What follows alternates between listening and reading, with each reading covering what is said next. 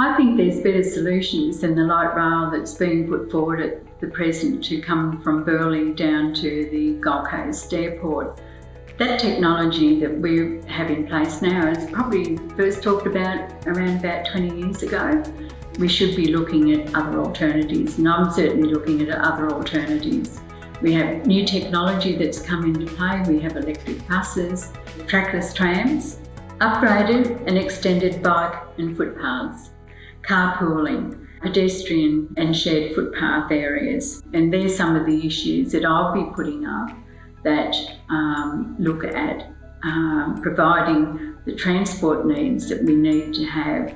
Now locally, we're working on a network planning and congestion management in conjunction with the state government, and these are proactive alternatives to trying to build on what we already have. To have the light rail run through Palm Beach, we'd see the issue of removal of car parks along the Gold Coast Highway, and it's not only the impacts on the general community, but it's the impacts on our business community.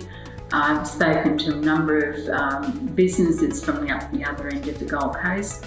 I know at Southport a number of those people have gone broke, and we just would not want to see that down this end of the Gold Coast. And I'd be working towards those businesses over in Burleigh, because it's going to be a big thing when that construction comes through. We've got to make sure that they ride that construction, and also that they're still viable after that construction. And the same as with Palm Beach if it happens.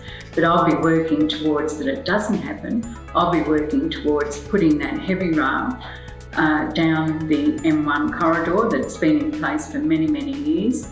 And I know that there's support there from both the state government and federal government for that particular route to take place. So that's why I'm not supporting the light rail. I'm supporting the continuation of the heavy rail.